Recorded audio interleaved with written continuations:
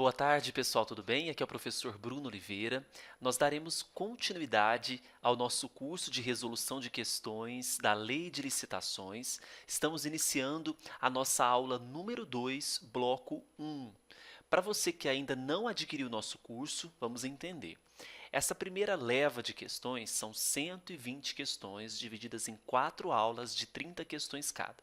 Cada aula nós dividimos em 6 blocos de resoluções de 5 questões, não é? Então, nesse primeiro momento, nós temos aí 120 questões a serem resolvidas. Posteriormente, nós teremos atualizações que serão realizadas de forma mensais até junho de 2019, com novas questões de licitações a serem resolvidas. Ou seja, você inicialmente adquire um curso de 120 questões e até junho de 2019 esse curso será atualizado mensalmente. Olha só que interessante. Então passe no site eleitoralcombruno.com.br e adquira o nosso curso. Vamos resolver as questões agora 31 a 35. Questão 31. No âmbito da administração pública federal, direta, autárquica e fundacional, fundos especiais, empresas públicas, sociedades de economia mista e demais entidades controladas, direta ou indiretamente pela União, as contratações de serviços e a aquisição de bens, quando efetuadas pelo Sistema de Registro de Preços, obedecerão ao decreto número 7.892 de 2013. Esse decreto é fundamental porque ele fala sobre o sistema de registro de preços e tem sido muito cobrado em provas. No que se refere ao sistema de registro de preços, julgue o item a seguir. A legislação prevê a utilização do sistema de registro de preços pela administração em caso de necessidade de contratações frequentes e de impossibilidade de se definir previamente o quantitativo a ser demandado. Bem, se você faz a leitura do decreto número 7.892 de 2013, especialmente a leitura do artigo 3º, você perceberá que realmente nós temos ali quais as hipóteses em que será utilizado o sistema de registro de preços. E duas dessas hipóteses são contratações frequentes e ainda a impossibilidade de se definir previamente o quantitativo a ser demandado. Temos ainda, por exemplo, quando nós temos situações de compras parceladas, quando envolver mais de um órgão ou entidade. Então, são mais situações previstas no artigo 3º que justificam a utilização do sistema de registro de preços. E duas delas está contida nesta questão de número 31. Tá certo? Então, questão 31, correta. 32. A modalidade licitatória restrita aos interessados devidamente cadastrados ou que atendam a todas as condições exigidas no cadastro até o 3º dia anterior à data do recebimento das propostas é denominada convite, tomada de preços, concorrência, pregão e registro, ao mesmo tempo, pregão ou registro de preços. Se você assinalou tomada de preços, você acertou. Onde que está isso na nossa lei de licitações? Peguem a lei de licitações, por favor, e vamos abrir o artigo número 22, parágrafo 2º. Artigo número 22, parágrafo 2º, ele trata sobre essa modalidade licitatória da tomada de preços, tendo essas características. Então, são interessados devidamente cadastrados ou que atenderam a todas as condições exigidas no cadastramento até o 3º dia anterior à data do recebimento das propostas. Tomada de preços, 3º dia. Esse é um macete tradicional que você não pode esquecer para a hora da prova. 33. Entre as hipóteses de inexigibilidade de licitação, inclui-se a contratação de treinamento e aperfeiçoamento de pessoal de natureza singular com empresa de notória especialização.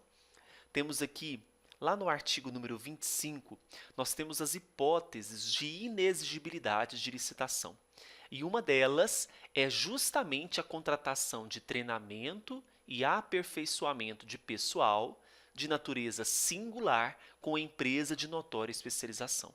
Para você entender o que seria uma empresa de notória especialização, basta fazer a leitura do artigo 13, inciso 2 da Lei 8666. Quanto às hipóteses de inexigibilidade de licitação, já havia citado, é o artigo 23 e seus incisos. Então, a questão 33, ela está o quê? Correta. 34. A realização de licitação visa principalmente ao estabelecimento de condições de competitividade em caráter isonômico, ou seja, o máximo de igualdade possível, de forma a ser apurada a melhor proposta para a administração pública. É vedado, assim, o estabelecimento de preferência em relação aos competidores, salvo... Então, vamos fazer a leitura dos critérios de exceção. Peguem a Constituição Federal de vocês. Vou pegar a minha, que está separada aqui. Constituição não, o vade-mecum, né? Vamos fazer a leitura aqui da Lei 8666 de 93, especialmente as disposições do artigo 3º. Então, vamos ali, a Lei 8666, artigo 3º. Bem, olha só o que prevê esse artigo 3º. Ele dispõe o seguinte.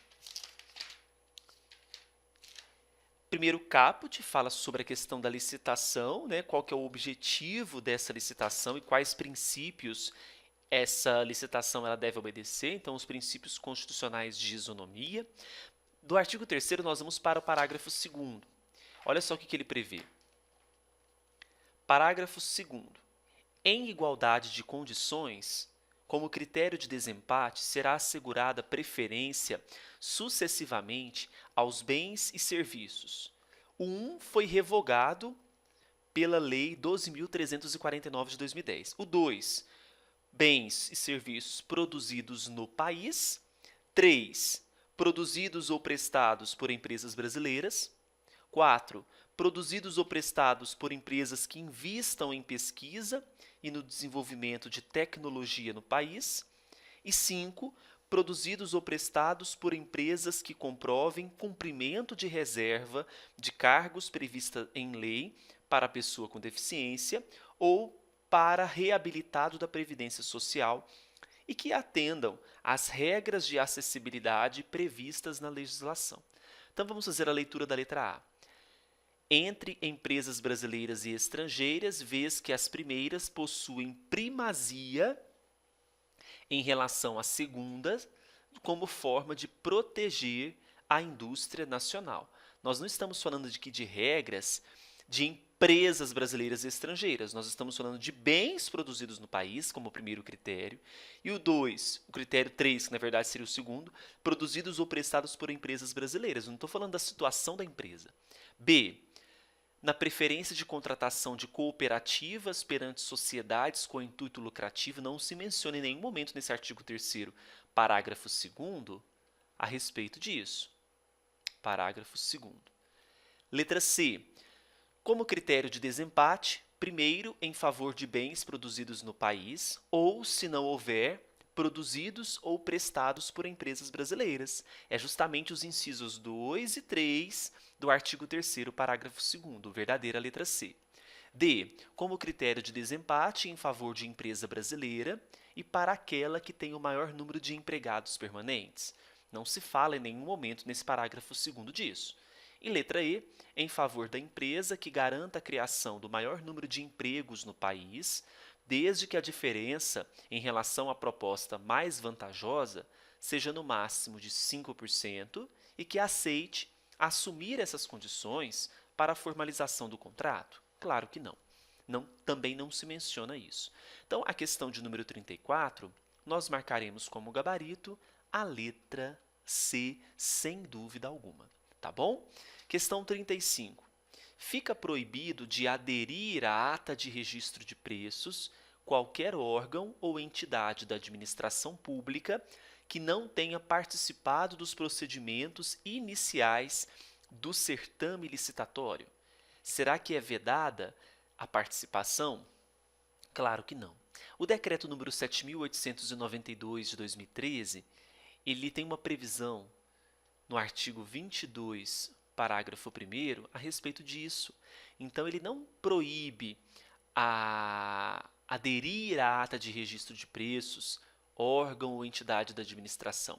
Ele permite, né, desde que haja uma autorização da administração, uma anuência da administração para tal situação, isso é possível. Então, o artigo 22, parágrafo 1º do decreto 7892 de 2013, ele permite tal situação, tá bom? A gente vai fechar esse primeiro bloco da aula 2. Qualquer dúvida, pode mandar para a equipe, cursosbrunooliveira@gmail.com, pelo meu Instagram, @professorbrunoeleitoral, tá certo? Vai lá no site e adquira já o nosso curso de questões. Um grande abraço e até os próximos blocos para quem adquiriu o curso. Tchau, tchau!